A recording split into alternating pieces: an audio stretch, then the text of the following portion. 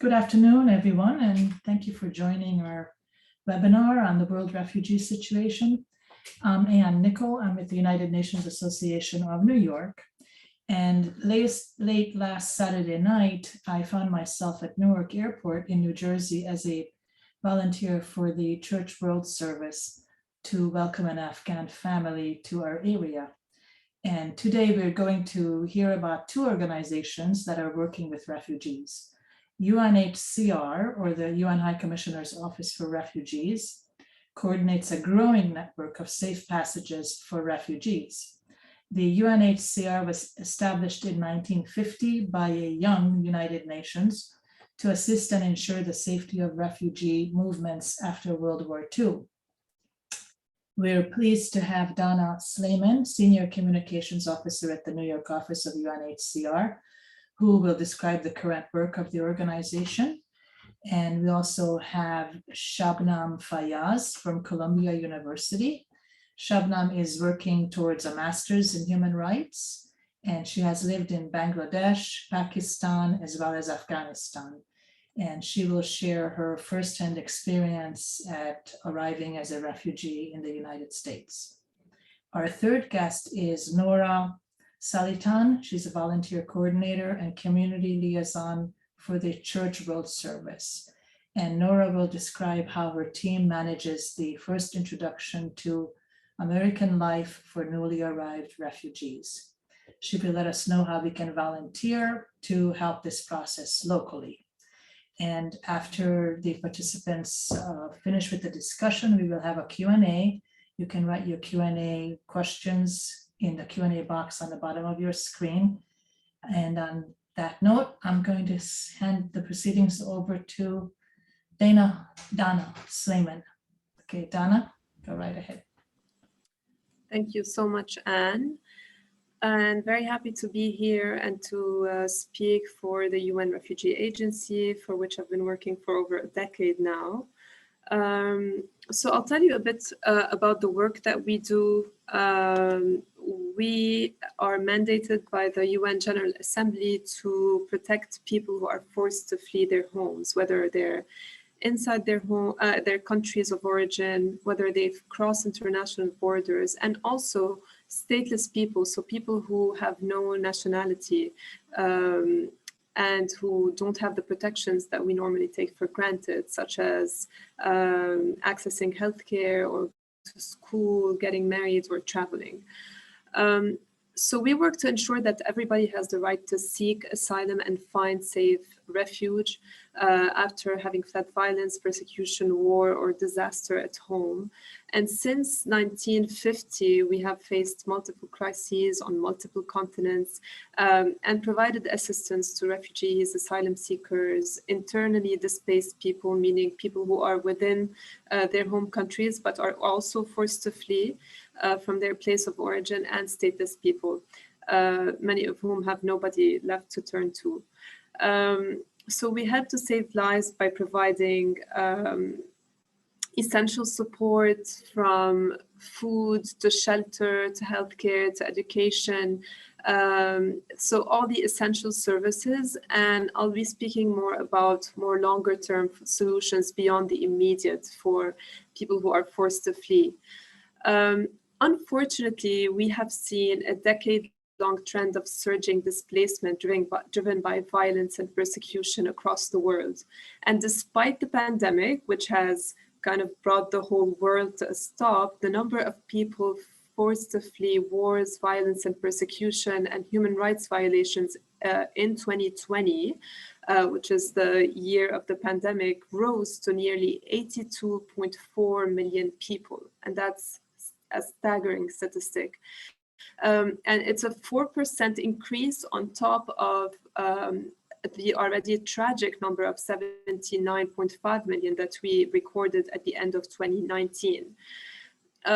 So these numbers, I mean, I mentioned them, but I like to also remind us all, and I'm glad that we'll be hearing from more panelists, including refugee.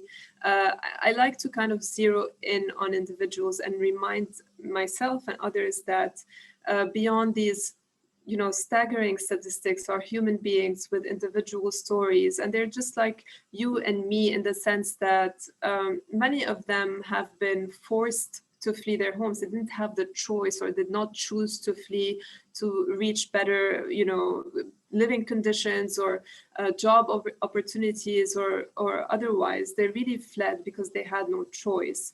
And I have worked on the front lines of the Syria crisis from 2011, from the very outset of that crisis in Lebanon through 2017. And I can tell you that the vast majority of refugees with whom I've met,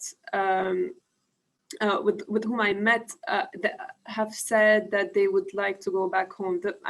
Absolutely everyone I've spoken with. So that's kind of why refugees like to stay as close to home as possible. And this is an interesting fact because there is a misconception, generally speaking, about where refugees are, especially that we see refugees in the news sometimes when, for instance, in 2015, when many refugees started to hit the European borders, there was quite a bit of heat about that in the news and otherwise. But the reality is that the vast majority, over 80% of refugees in the world are hosted in poor and middle-income countries. They are not in the US, they are not in Europe, they are not in Scandinavian countries or Canada or Australia. They're really in Bangladesh, they're in Lebanon, they're in Pakistan and Iran, they're, in countries that probably, oftentimes don't have the resources to provide the necessary support for refugees and the communities that, national individuals. So in terms of beyond the immediate, so I said I was going to speak about longer term solutions. We always talk about 3 durable solutions for refugees. One, which is, the goal of every refugee, and our work, of course, would be happy to support, is the return of refugees to their home countries. Now, the return has to be voluntary, has to be done in dignity, and with full information. And unfortunately, it's not available for everyone in every situation. It really requires durable peace and security. And so it is a durable solution, a long-term solution, but it really requires very delicate conditions to be met. Until they are met, we cannot facilitate returns to home countries or countries of origin. The second durable solution is local integration, meaning refugees who flee to these neighboring countries, and I said the majority are in low and middle income countries, trying to have them integrate within these countries. Now, this solution presents its own challenges because, as I said, these are poor countries, they're middle income countries, they require support, and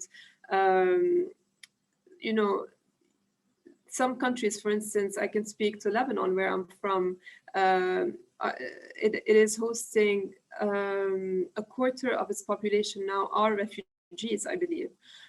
So the weight that some of the hosting countries are carrying is really, in a way, beyond their means, and it's important that the international community supports them. And I'll speak more about what UNHCR has been doing on that front. And then lastly, resettlement. And resettlement is a solution. First of all, what is resettlement? It's the relocation of the most vulnerable refugees, who are selected by UNHCR based on very specific humanitarian criteria from those host countries to developed countries such as the US. And the problem with resettlement, while it's an excellent solution, it's only available to less than 1% of refugees worldwide. Quota, so numbers of people who are resettled every year, are set by receiving countries, and we often lobby for more resettlement space including through what we call alternative pathways. It's a technical term to mean perhaps scholarship programs, family reunification programs, and otherwise. And some countries are championing such programs, and we're grateful to them. So on the support to host communities, which I wanted to kind of elaborate on, and it's one of the 3 durable solutions that I discussed. In 2018, the UN General Assembly affirmed the Global Compact on Refugees after 2 years of extensive consultations led by UNHCR with member states, international organizations, refugees themselves, civil society, the private sector, and experts. And why is this compact important? It's a framework for more predictable and equitable responsibility sharing with those host countries. So traditionally, sometimes in my field of work, we used to hear a lot about burden sharing. And with this compact, we're talking about responsibility sharing. So these countries happen to be next door to countries that are facing wars and other disasters. And the global community, all countries must share this responsibility to make it easier for those host countries to bear this weight, this responsibility. So without international cooperation, durable solutions for refugees cannot be achieved. This is kind of the premise of the Global Compact on Refugees. It provides a blueprint for governments, international organizations, and all the stakeholders that I've mentioned to ensure that host communities get the support they need and that refugees can lead productive lives, not just survive, but also thrive. On that note, I would like to now turn it over to Shabnam Fayyaz, whom I've met, I guess, a couple of weeks ago and was very impressed with. She's originally from Afghanistan. She is now in the US, and she's one of the beneficiaries of the Columbia University Scholarship Program for Displaced People. So over to you, Shabnam. Thank you so much, Dana. Thank you for having me here. This is such an honor. In September 1996, the civil war between Pashtuns and Hazaras in Afghanistan ended, and the Taliban came to power. I was born in November of that year in a village in Ghazni province, Afghanistan. My father named me Shabnam. Shabnam is a Persian, Urdu, Turkish, and Hindi name. It means morning dew, or translated literally, the moisture left on flowers at night. My father named me Shabnam to represent his hopes in a difficult time. Dew is a tranquil thing. Dew forms everywhere and it harms nothing. Dew makes everything seem fresh and different. My father was tired of war and violence, and I, Shabnam, was like the dew to end the dark night for a refreshing morning. Now, my name adds to my own definition of who I have become. When I was just 6 months old, my family fled to Quetta, Pakistan, hidden in the back of a truck to escape the Taliban's brutal regime and their persecution of Hazaras. We, my father, mother, 4 and over times 6 siblings, and I lived in one small room in a refugee community. My father worked day and night to feed his family. Later, I attended a school run by Afghan refugees, including my father, who was an engineer and taught math. My mother made our clothes and cared for us.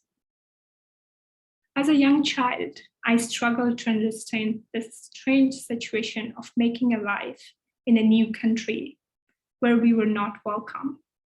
All the time, I knew how deeply my parents missed their home and their lives in Afghanistan. Yet, at the same time, I realized the hardships give rise to the deep bonds that form between me and my parents and my siblings. We spent 9 years in Pakistan before we were able to return to our home to Kabul, Afghanistan, following the defeat of the Taliban by US-led coalition forces. When we arrived, we found our house had been destroyed. that we helped my father rebuild with our own hands. I was 9 at that time, and my job was to carry bricks to my father and older brothers as they built the walls to our home.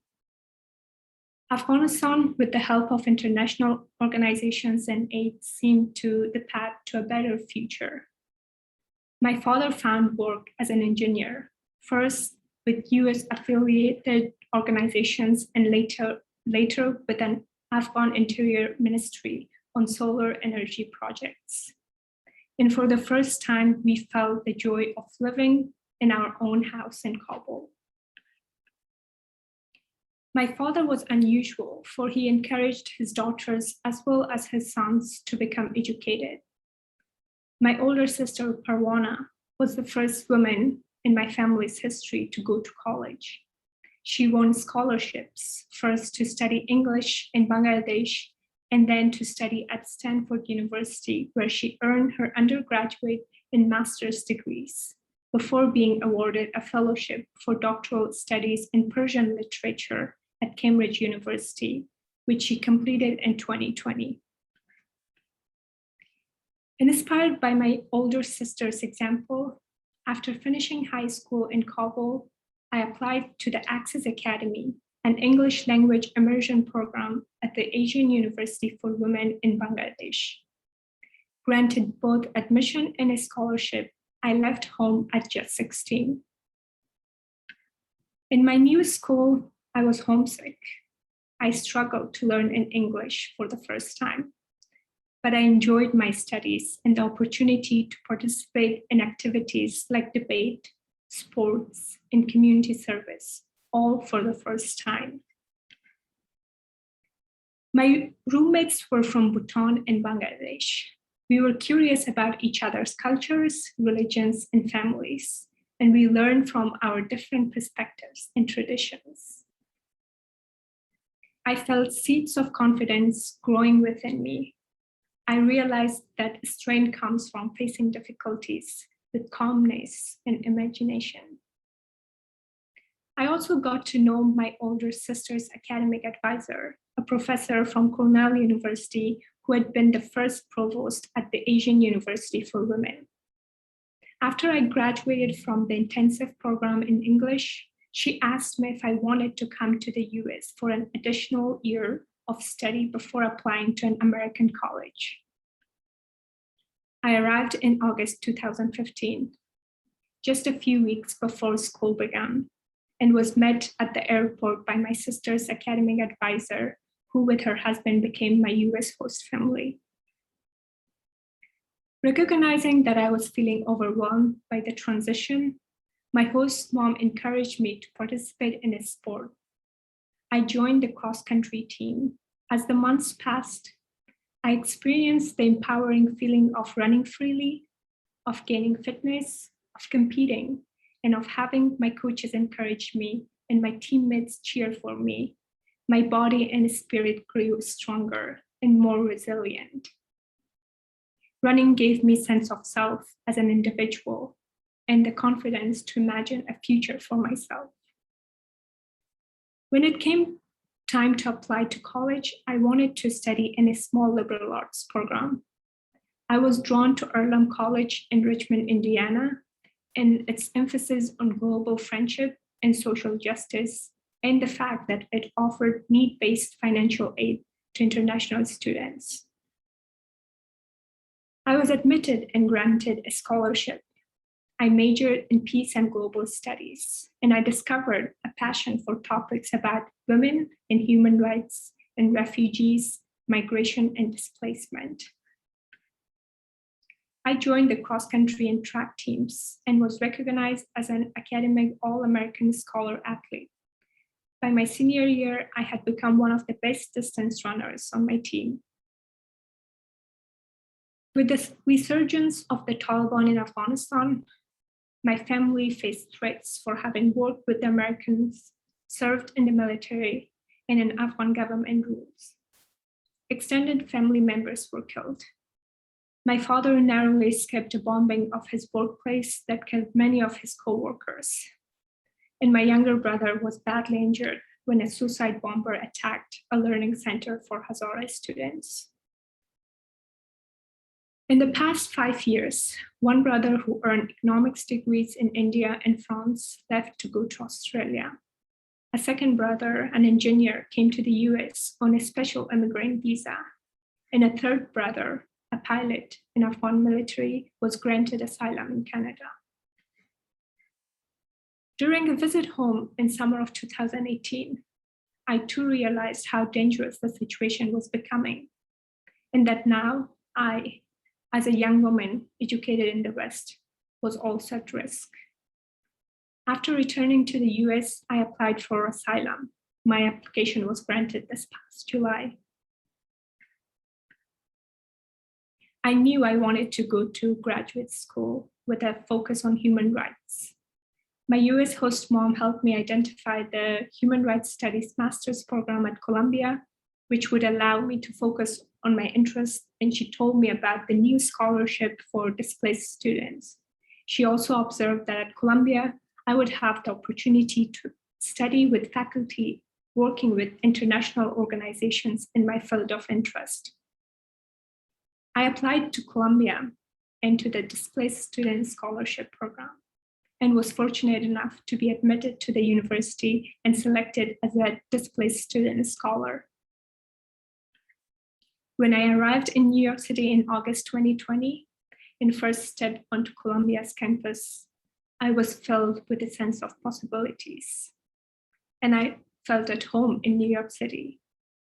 Here was a city filled with refugees and immigrants like myself. At Columbia, I have taken courses on women's rights, refugee forced migration and displacement, children's rights, LGBT rights, religion and human rights, psychosocial impact of forced migration, and refugee law and policy. I volunteered with the International Rescue Committee working as an education peer mentor for newly resettled immigrants. I'm writing my master's thesis on the perception of Afghan special immigrant visa recipients regarding their integration into US society. I knew the challenges my brother had faced as an Afghan special immigrant visa recipient and wanted to understand if his experience was part of a broader policy issue. When I was exploring the topic, I found that in 2018, the US Government Accountability Office published a report stating that it will be beneficial to learn more about Afghani and Iraqi resettlement in the United States because not much data about special immigrant visa recipients has been collected. When Kabul fell, I was in Sacramento, California, interviewing Afghan special immigrant visa recipients for my thesis. My research suddenly gained a new relevancy. As a result of the interviews I conducted, I realized how the opportunity to pursue additional higher education in the US was critical to enabling this group of educated refugees to validate their university degrees earned in Afghanistan so that their expertise was recognized, they could find good jobs, and they could build a life for themselves and their families in the US. My father, who had applied for a US special immigrant visa in 2019, was still waiting for his visa when Kabul fell. I was devastated, but my US host mom jolted me into action by telling me bluntly, you can either sit there and cry or you can use your knowledge and contacts to do something about the situation. With help from my contacts at Columbia and in Washington, DC, I worked tirelessly filling out forms and to make sure my family's visa paperwork was processed quickly. My parents and younger siblings were eventually called to the airport during the evacuation.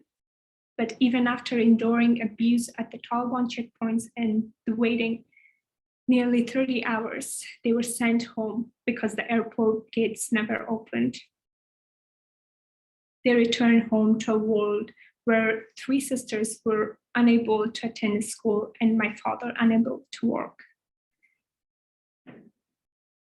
Despite this setback, my older siblings and I continued to explore every option, and our contacts continued to help. When I would speak to my father about options for leaving, the one thing he emphasized is that he wanted my younger siblings to be able to resume their educations. Finally, last week, my family was able to leave Afghanistan on a charter flight that took them first to Qatar and then to Albania, where they are now awaiting final processing for their US special immigrant visas. They became refugees again, with 4 suitcases, their memories, and their dreams. My older sister now applied for asylum in the UK. As I think about my family members, all of us originally hoping to use our education for the betterment of our country, now displaced across 4 continents, the one thing that has helped us build new lives is education and the opportunities we have had to pursue higher education. I am grateful to the colleges and universities who have given me, despite an inability to pay, such tremendous opportunities. After I graduate from Columbia in December of this year, I hope to work for an international organization on behalf of refugees and displaced people. I want to use my experiences and my education to work on the larger policy issues that can help or hinder the possibilities for all those displaced from their homes. Thank you so much. Thank you. Wait, let me turn my camera on. Good. Thank you so much, Shabnam. What an interesting story, truly. And I was really thinking about various things you said, including the role of sports, which we've been trying to advocate for at UNHCR for refugees. And in your case, it's a case in point, it's really had to belong and, so that's really, I find this really interesting. But anyway, on a separate note, I wanted to ask you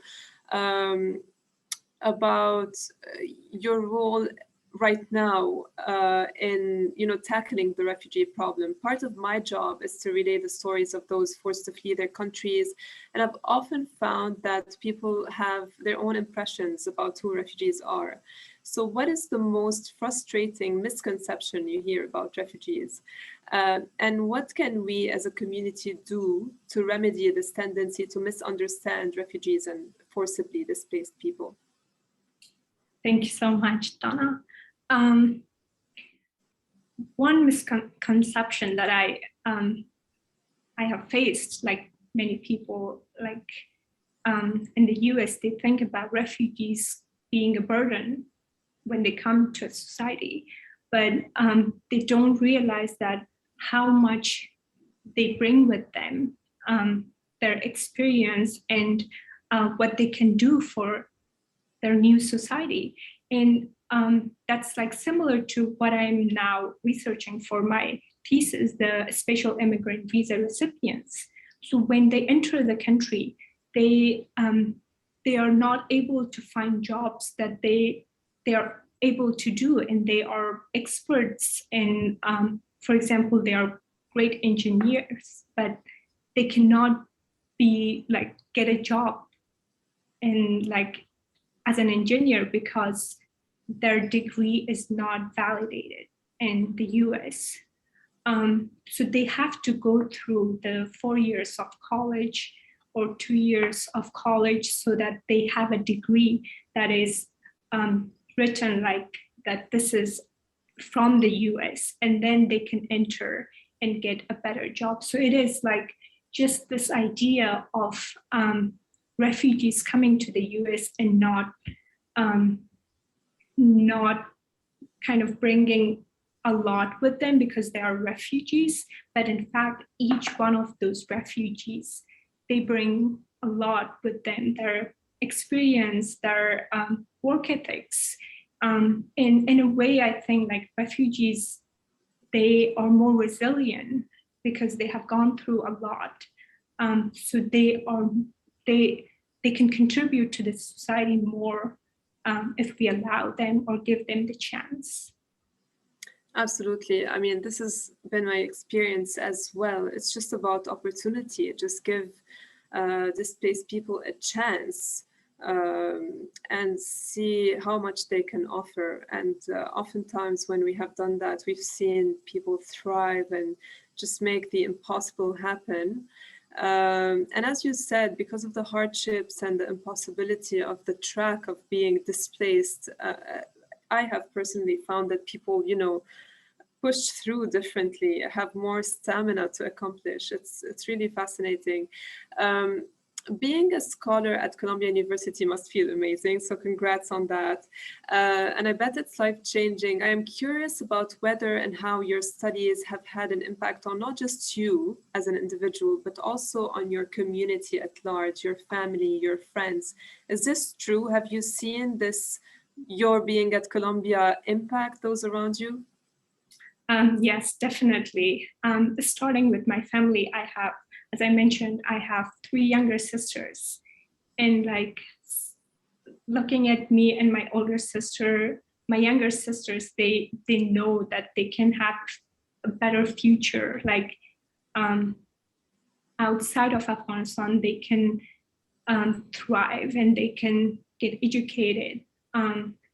And similar, my friends and some other Afghan women, they reach out to me, they send emails or find me on social media, and they ask me like, can you tell me about the process of like applying to Columbia and then applying for this scholarship. So it is like a way that it is sometimes like it is hard to imagine getting into Columbia because it's Ivy League, and some people they don't even apply because they think that they are not going to get in. But like when I am here and they talk to me and I share my story with them, and they all have there are so many similarities when it comes to our experiences, and they are so encouraged to apply for this scholarship, and like they will be in next cohort. So it's like kind of a door open for them, that the possibility is there and they can pursue and go forward instead of having the feeling that because they are from Afghanistan, because they are their English is not perfect, they cannot apply to Columbia or for this scholarship. That's wonderful. That's so good to be like a role model and represent so much hope for your own siblings and the rest of your community. Your passion for your field of study, which is human rights, generally speaking, really shines through. When you were talking, I could feel that. And I mean, you brushed over what has informed your choice to become a human rights advocate. And I was wondering about your future plans. Do you have any hope to bring any of that back to Afghanistan one day, maybe? Like, is there any aspiration to do that? Yes, of course. That is like, because I'm coming from Afghanistan and like I know the situation, I kind of I know how it feels to not have basic rights like getting an education or being able to express yourself. I'm hoping to be a help for Afghan people, and in the near future, that kind of looks a little not possible for me to do something in Afghanistan, but I definitely want to help the communities who are in the US and outside of Afghanistan, and be a help for them when it comes to human rights. And that's another reason that like I'm very passionate about refugees and migration, displaced people, because there are many refugees from Afghanistan now in different parts of the US, and I want to like work on the policies in any way possible to help them integrate in the society. in my thesis has helped me a lot with like the different policies when it comes to integration and how they work or they do not work. So yeah, so hopefully I can start with the US now, like I can help the societies, Afghan communities here, and then we will see what will happen in the future with Afghanistan. And I will end with one last question, a classic, about your message to the world as an Afghan woman and refugee. What, like, if you have this platform, what is your key message to the world from the position you are in now, being in the US, having left Afghanistan, and lived through the experiences that you have gone through? This is a hard question, but my message to all Afghan people, especially women and girls, girls who are still in Afghanistan and they don't have access to education, they will thrive. They will, if they want, like, there will be a way for them to get out of that situation, and they should fight as much as they can. And we are here, although it is like, seems impossible to be in the US and then try to do something for Afghan girls and women in Afghanistan, but we are here and we are fighting on behalf of them here, and they are strong, they are very resilient, and they are very powerful. Thank you so much, Shabnam, for your insights and sharing so much of you and your experiences. I really appreciate it. And I bet everyone on the call was very moved, just like I was. So thanks again.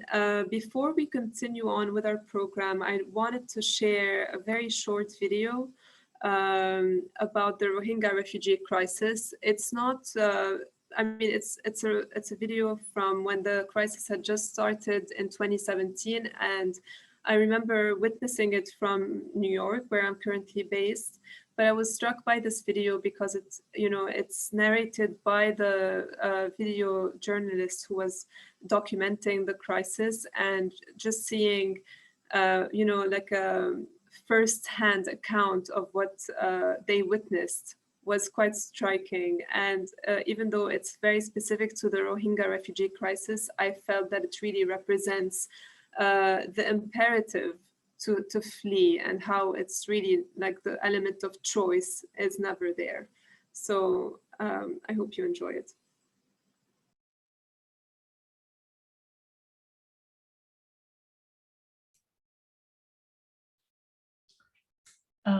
Dana and Shabnam, thank you very much. Now we'll move on to Nora, who will tell us about what the Church World Service is doing once the refugees arrive here. So Nora, go ahead. Hi, thank you so much. It's really an honor to be here speaking with these panelists, and Dana and Shabnam. It was great to learn from you and hear from you. Just your stories and your work are really inspiring. So my name is Nora Salitan. Like Anne said, I'm the volunteer coordinator with Church World Service, which is one of 9 accredited refugee resettlement agencies. So I was planning to sort of give you all a little rundown on how refugee resettlement works, and then specifically to explain how you can help Church World Service with the work we're doing now. So there are 9 accredited refugee resettlement agencies. Most were founded after World War II, around the same time the UN was founded, to resettle World War II refugees. And as various humanitarian crises have come and ebbed and flowed across the decades, all of these agencies have sort of adapted their work to be able to serve the populations most in need. So like Shabnam mentioned about her family, there's many different types of statuses. There's refugee status, SIV, special immigrant visas, asylum, all of which have different processes to gain those statuses and different legal implications. So amongst the 9 agencies, we have offices, all of us have offices across the country. IRC, also the International Rescue Committee that Shabnam also mentioned, is the largest one. We have 11 offices across the country, and also, I believe, 15 more affiliate offices that we work with.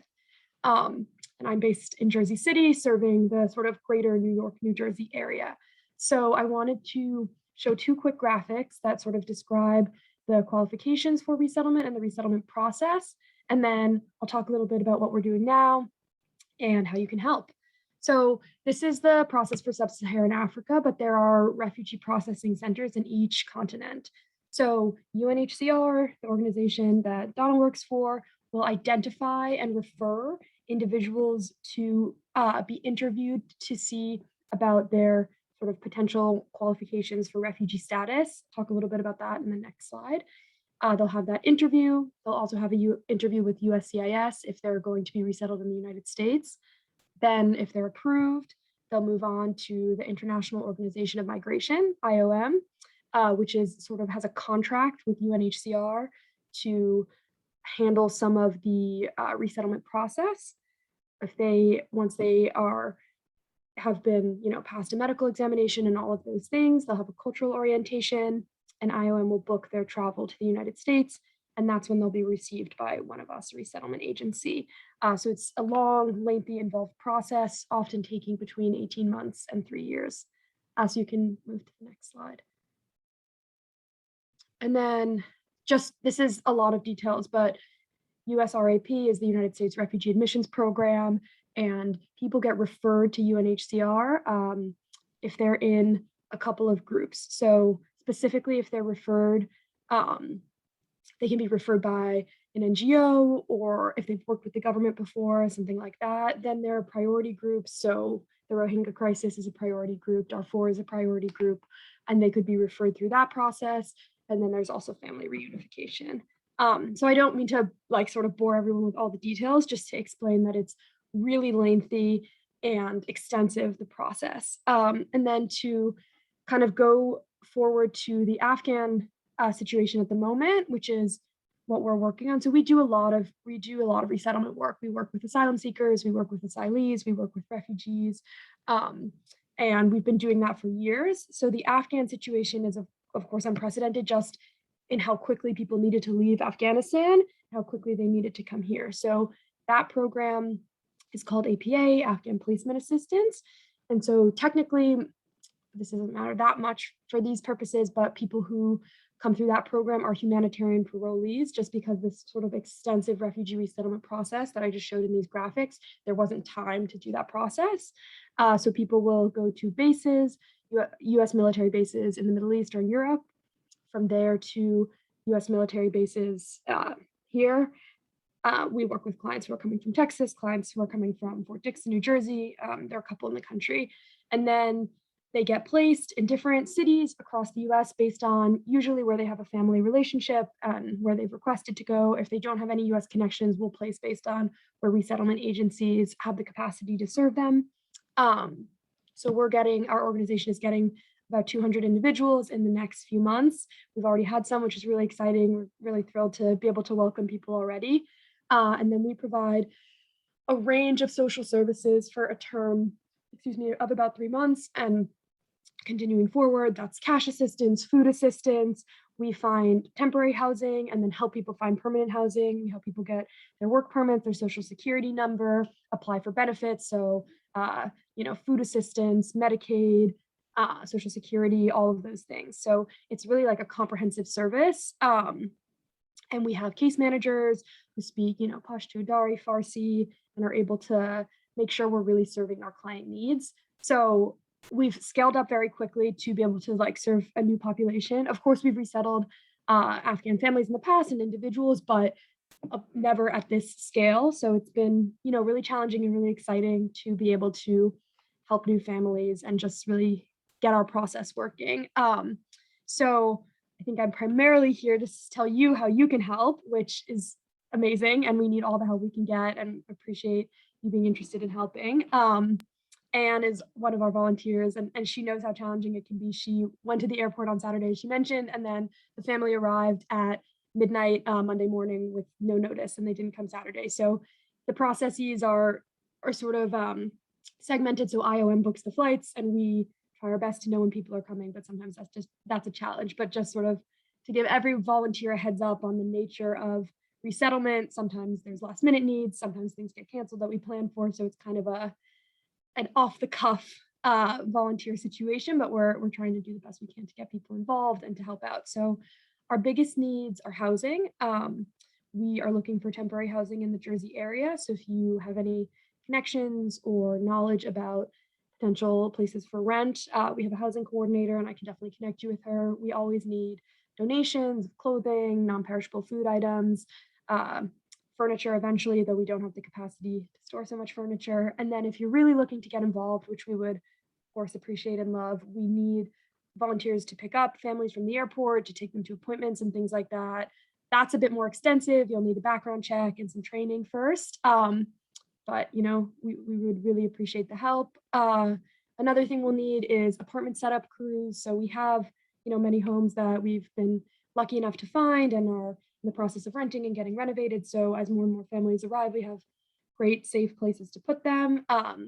Some of those are empty apartments. So we'll be welcoming volunteers to come to Jersey, unfortunately, to cross the river and help us do that setup and just get the apartments really ready to welcome families. So this was kind of a lot of information, both on the resettlement process and on how you can help us, but I'll put my email in the chat so you can reach out to me directly if you are interested in volunteering. And I know that when we have sort of setup days, Anne might be publicizing that to her network, which includes you all, of course. So there's lots of creative ways to get involved. If you have ideas or thoughts, things like that, that you think would be really beneficial to this community, I'm always, you know, willing to do new things. And just to say, of course, we're all here to talk about the Afghan crisis, which is critical, but we have tons of needs across a lot of populations. The Central American Minors Program has just restarted, which is a family reunification process. We have a lot of Cuban entrants at the moment. So just to say, there's always need, and we would appreciate all the help we can get. So thank you so much.